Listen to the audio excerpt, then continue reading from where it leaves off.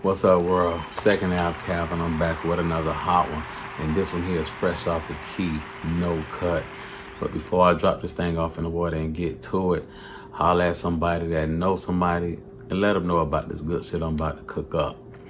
First off, let me thank all my followers, whether you new or you've been rocking with me. I want to salute y'all.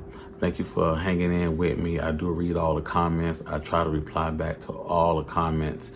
And I thank you for being patient. I've been in the lab doing a whole lot of research and making sure the content I bring y'all is actual and it's what y'all been asking for. So, pardon me for my long delays. Often I get asked a lot, how me and my guy ever end up leaving Miami and moving to New York and getting to the bag in the 80s. And my jits, they ask me all the time too, Daddy, why New York? How y'all end up, getting money in New York? Well, this visual is going to really address the elephant in the room. It's going to answer the question that I get asked the most. Today's visual is called Calvin Pratt, Frenemies. We go run this thing back to 1986. In 1986, me and my guy, we was working for this old coon. We was on his line, and his line was on 57th Street and 7th Court. This OG, his name was Rick. I want to say, rest in peace to Rick. I just recently found out that he was deceased, and I didn't know this all these years. They say he's been deceased for a number of years, and it was alleged that some young niggas, they hit him up and they got rid of him. So, and I didn't know that. So I want to say rest in peace to Rick. Well, Rick was the OG that we was working for on 57th Street and 7th Court, and Rick had $1 million spot.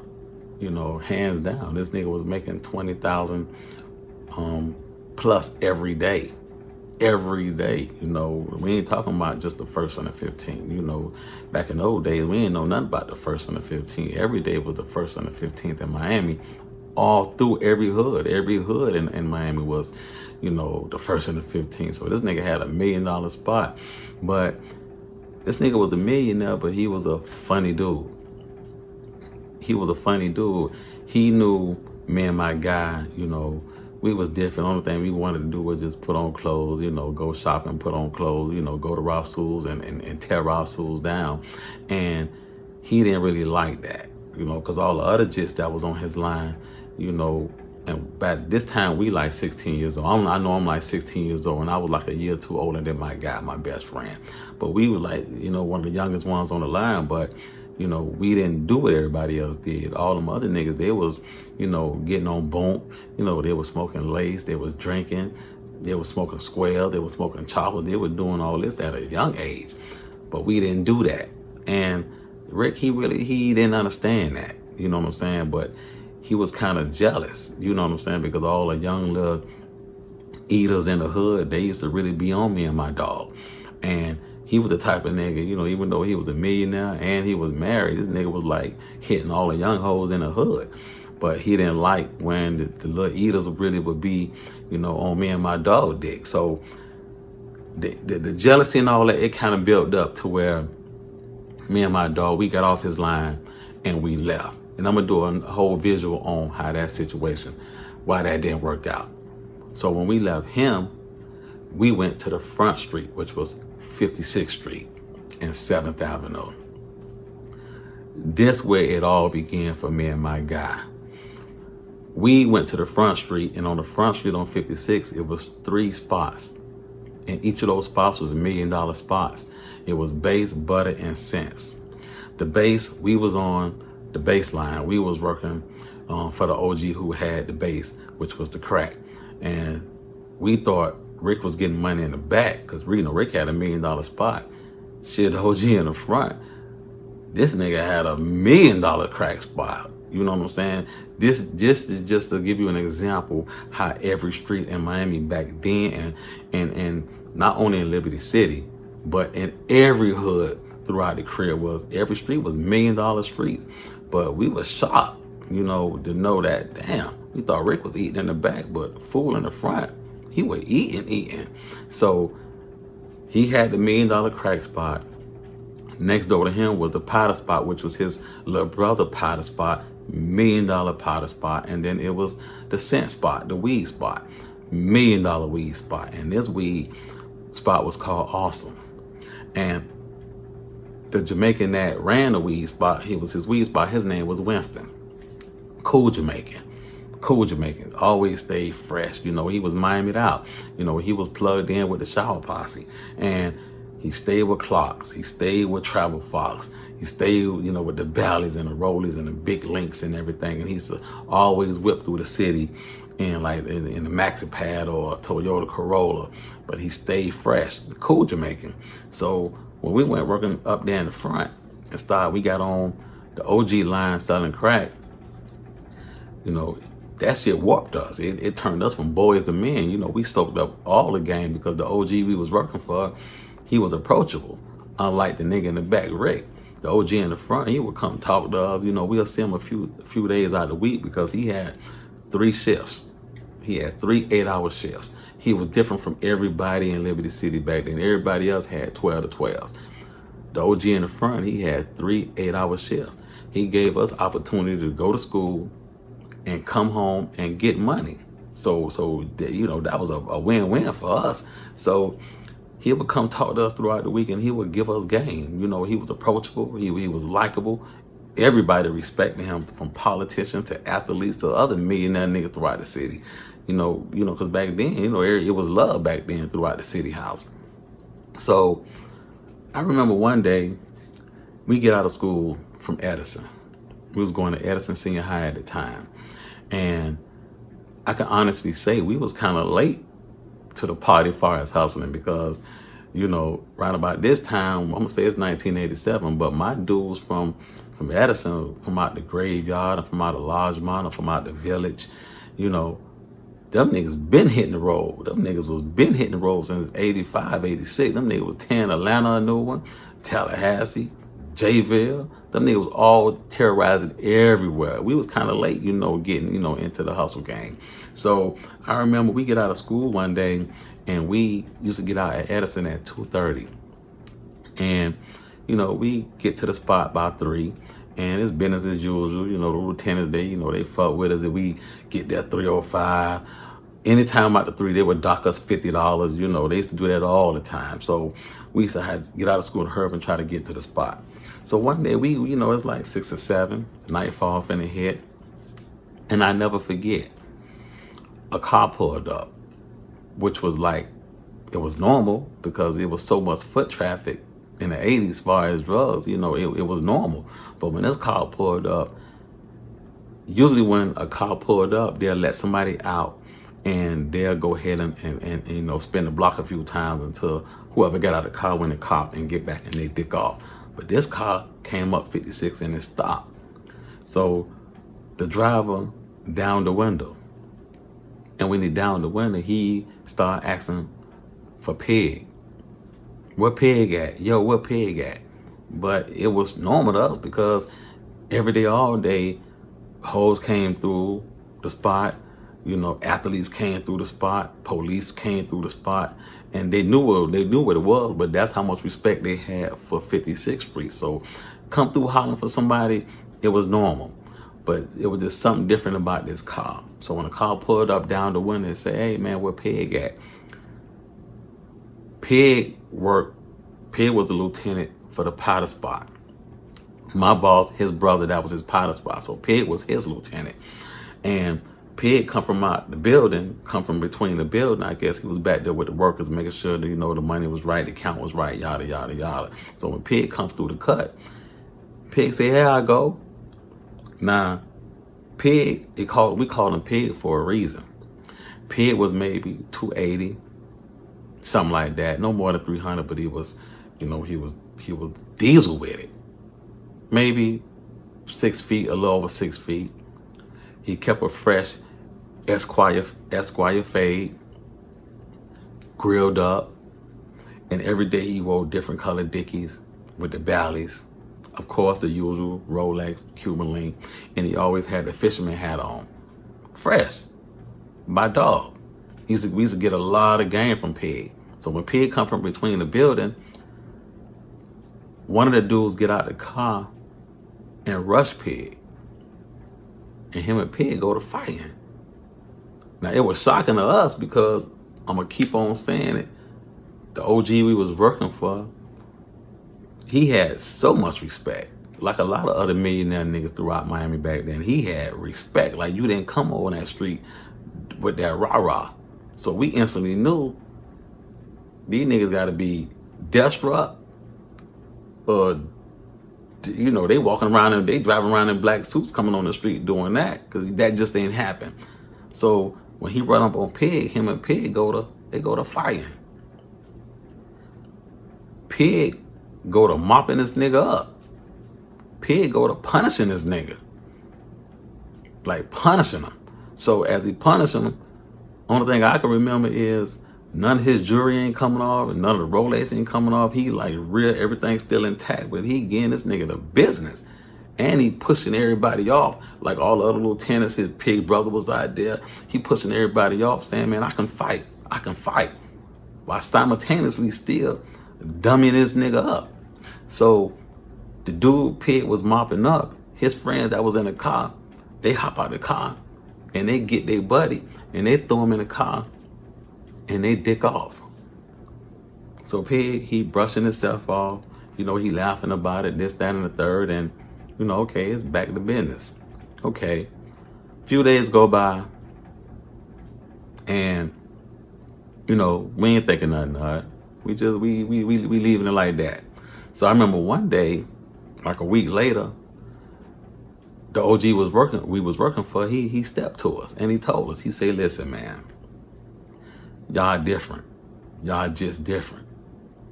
Man, it'd be best for y'all to start cranking up y'all own spot somewhere.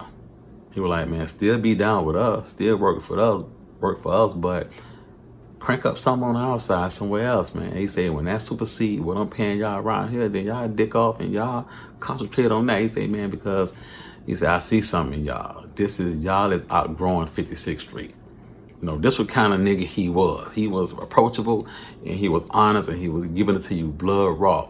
And he used to always tell us, you know, when y'all do branch off and do your own thing, you know, always remember, quiet money is the best money. Quiet money is the best money, especially after that fight Pig had. You know, it was shocking to everybody because, you know, we was getting quiet money around there for years, and it was getting money around there for years before we got on the line. But he told us that day, quiet money is the best money, and he's always quiz us and say, what 3 things y'all gonna need when y'all grow up in life and y'all do this? He used to always quiz us to make sure we always remember what he said. The 3 things he used to always tell us we gonna need is cab fare, hotel fare, and lawyer fare.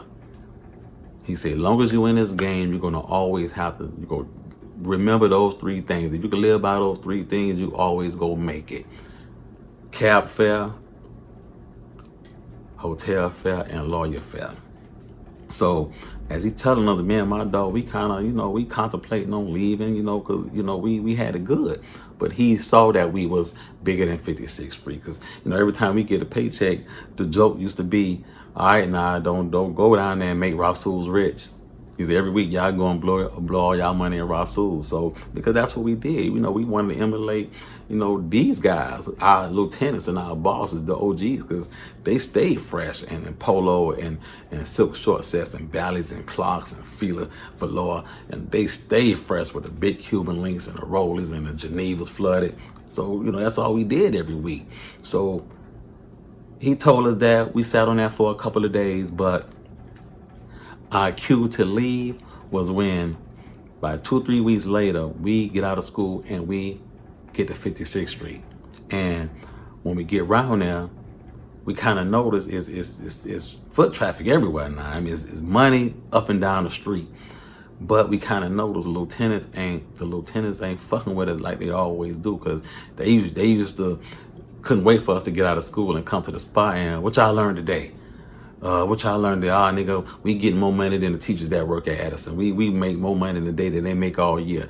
that was the joke every day we used to get out of school. The lieutenant used to fuck with us like that. But this particular day, everybody was like in a sad mood, and we didn't understand why.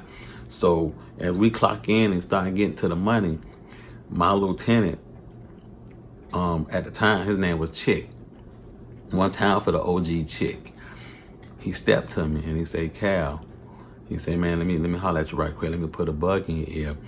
He was like, you know, it ain't never like nothing going on the street. Ain't no rah-rah, but kind of, you know, keep your antennas up today. He was like, man, they killed Pig. And I was like, what? He was like, yeah, they killed Pig.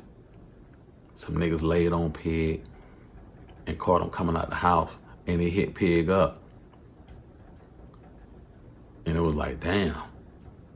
That's why it was like a black cloud hanging over 56th Street that day. So now he done fucked up the whole vibe. You know, everybody just we like, wow. So now I'm thinking, well, damn, who would do that? So later on that night, my boss, he slide through and he holler at me and my guy. And he tell us, you see why all these years I've been telling y'all about those three things? Taxi fare, hotel fare, and lawyer fare? He was like, man, look what they did to Pig. Them niggas laid on Pig. The rumor was the nigga who Pig mopped up, Pig was fucking his wife, or probably hitting his girlfriend, or whoever. It was about a female, because now I can remember why Pig was mopping this nigga up. Pig kept saying, all this is about a hoe, my nigga. You come around here all about a hoe. So it kind of made sense. So my boss told me, he was like, see, say Pig was, you know, it was what it was for the time. Everybody was hitting everybody hoe. I ain't talking about that part. My boss is telling us, that's why I always tell y'all, taxi fare, hotel fare, and lawyer fare. He was like, man, when y'all grow up and y'all really do y'all thing in the street, stay in hotels when you be sliding with hoes. Don't have them hoes in y'all car. Nigga, keep hoes in a cab or a taxi. He said if Pig, ain't saying Pig knew the rules. He said Pig would have really stood on that, he'll still be with us. He said that's why I tried to beat y'all in the head with those three things all these years. Then it all made sense. You know, the niggas, they knew what Pig laid. Pig probably took the nigga hoe to his house. And that's how the niggas laid on Pig and caught, Pig slipping. So that was kind of our cue for me and my dog to leave. So as we had our OG blessing to start doing our thing, on the outskirts, we went cold turkey and we just dipped. So naturally, by my guy, my best friend at the time, he was already seasoned. Even though I got in the streets before him, he was kind of already seasoned. So the first place we go to is the Victory Home Projects, because that's where my guy, that's where he was born and raised, in Victory Home Projects. So years before we even got in the street, he used to always take me back over there and introduce me to, all the OGs that was getting millions in Victory Home Projects. Victory Home Projects is on 73rd and 7th Avenue. You won't even know it was a money-making project. You had to go up through there to know this. So, years prior, he used to take me up through there. So naturally, when we broke off from 56, we went back to Victory Homes. And he hooked up with his childhood friend named Corey. And now we need to really, get work and do our own thing. So naturally, the first people we go holler at is Sunny and Sweet. Now, a nigga ain't dry snitching. A nigga ain't calling out names. I want to say one time for my brother, Big Money Sunny, and one time for his brother, Big Sweet. They real OGs in the game. They living their best life right now, man. They fell in the early 90s, but they gave them crack of their time, and they doing big things in the community. I want to say, y'all go cop the homie, Big Money. Y'all go cop his book, man. You can get this book on Amazon. So I do believe in supporting the home team. So y'all go get the Big Homie book, man. Support the home team. But naturally, my guy, he take me to Victory Homes and we go holler at Sonny and Sweet. Now, during these days back then, when you was trying to come up on your own, and this may sound, like from a po hustler's mentality, but Miami, it was so much cocaine back then. We talking, the 70s and the 80s. It was so much coke because we was really, always have been the cocaine capital of America. 80% of the drugs that was going through the United States of America came from Miami.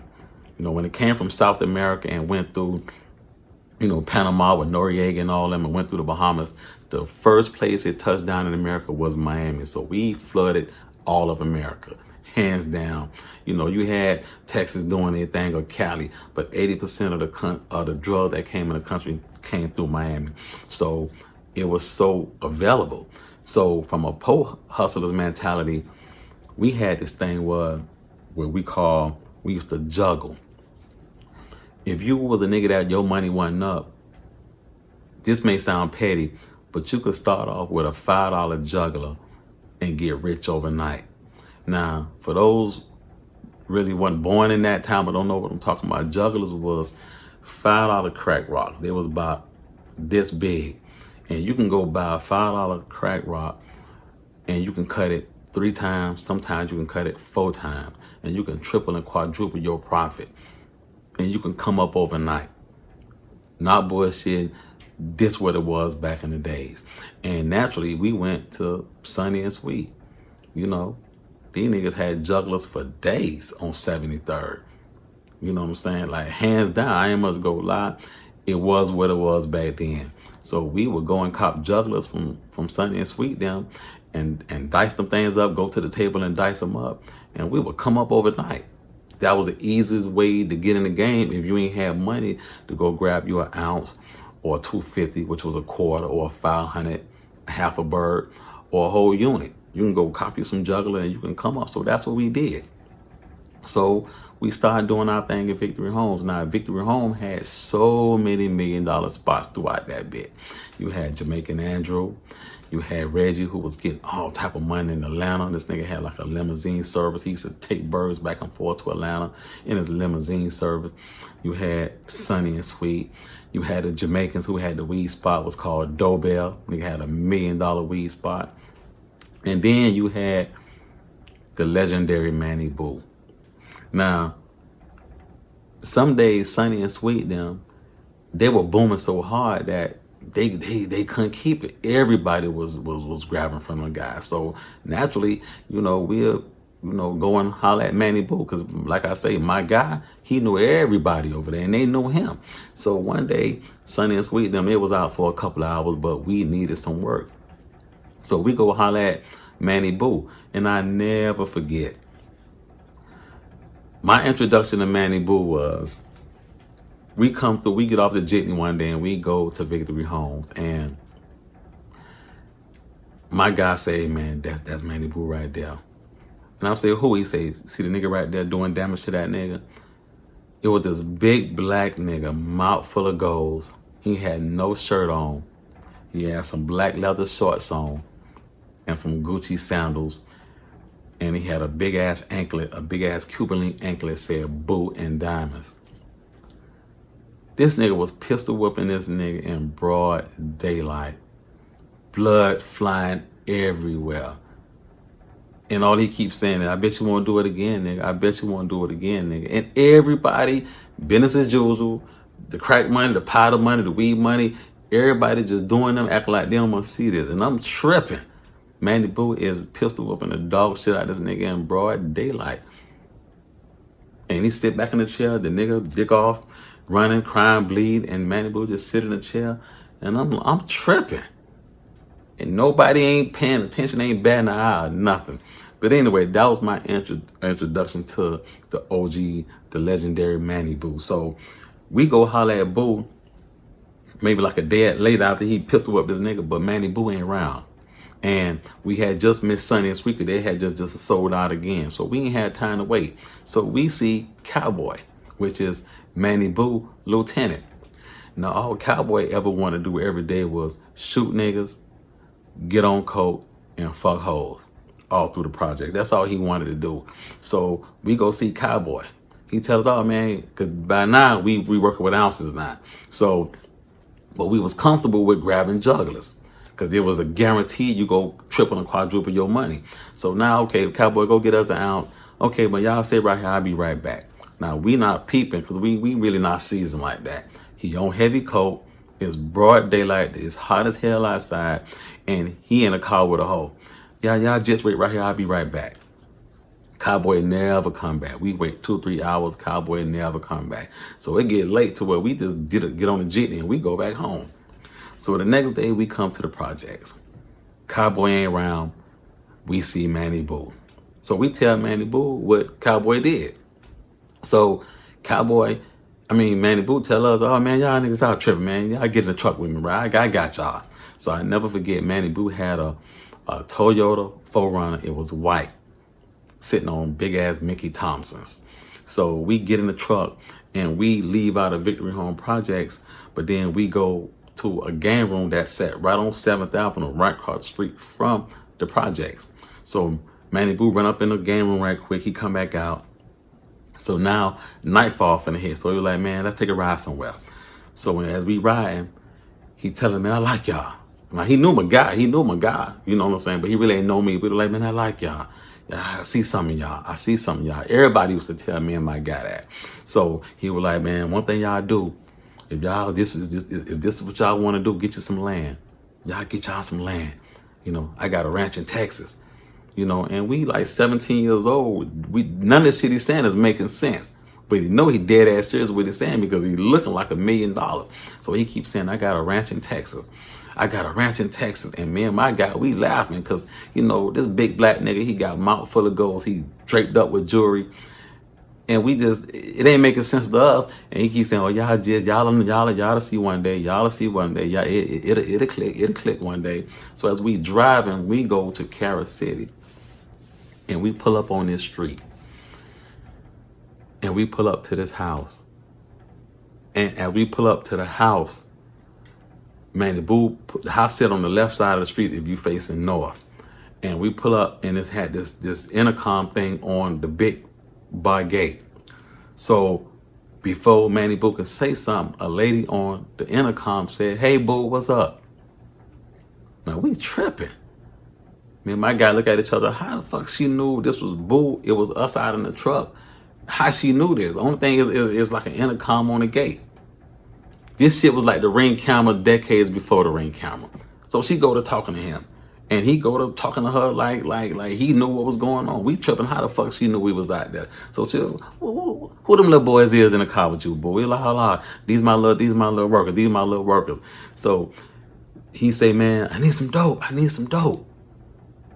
He was screaming it loud, and me and my nigga, we tripping and we laughing. So and she was like, oh, that's funny to them, huh? So she was like, well, Boo, Bo ain't here right now. He was like, well, how long you gonna be? She was like, if you want to wait, give him like 30 minutes, but Bo ain't here right now. But we tripping because we in awe because the house we was at, this house looked like it ain't much belong on this street. The house looked like the fucking White House. It had big pillars, big towers in the front of the house, big 10-foot statues and palm trees and waterfalls. And it had a tennis court. It had a pool. It had a basketball court. It had a big ass driveway. And we was tripping. The house it looked like it belongs on Star Island or somewhere on South Beach. It ain't like it didn't belong in this neighborhood. So Manny Boo said, y'all see that right there? And as we look, he said, look through that window. He had a big ass window in front of this house, a big ass window. And as we look, it was a fucking Rolls Royce in the living room. It was a Rolls Royce inside the house. We couldn't fucking believe it. He was like, man, y'all get out of the car. And the lady on intercom said, yeah, I open the gate, y'all can come in there and look, but we didn't want to go in. Like, nah, babies, y'all come on in. I open the gate, I'll let y'all come in.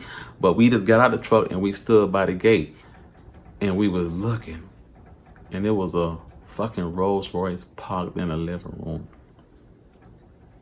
So if you ever hear Rick Ross say something about a car parked in the living room, he is referencing, he is talking about this guy that really had a car in the living room. And he kept saying, well, tell Bo I've been by. And as we drove off, he was like, y'all knew what house that was? And we were like, nah. He was like, that's Bo Diddley house. I want to say one time for the OG Bo Diddley. He gave them crackers that time. He home, and he's also doing big things in the neighborhood, man. He doing positive things. One time for the legendary, the OG Bo Diddley. It was rumored that he owned the Village Projects. They say he brought the Village Projects before they tore them down. Say all that was his back then. And it was also alleged that him and Big Ike, another millionaire figure out of Miami, they own Heart of the City Club that sat where the old North Side movie theater used to be. They own that. Legendary figures out of the crib. But he was like, that's Bo Diddley house right there. And he was like, you know, that game room we went to before we left out of Victory Home, he was like, that was Bo Diddley game room. That was his whole strip plaza right there. Say, you know, Bo is getting a whole lot of money in Miami and Georgia and a lot of other places. So we tripping. We sitting we driving off in the truck like we couldn't believe this fucking house we just seen. And this nigga had the nerve to have a fucking Rolls Royce parked in the living room. This the only type of shit you seen on Miami Vice, you know, on TV or something. So we just in awe. So as we leave, eventually we catch up with Cowboy and Manny Boo. He blessed us and he gave us more than what we spent, this, that, and the third. So as we planting our seeds in Victory Homes, the next place we go to is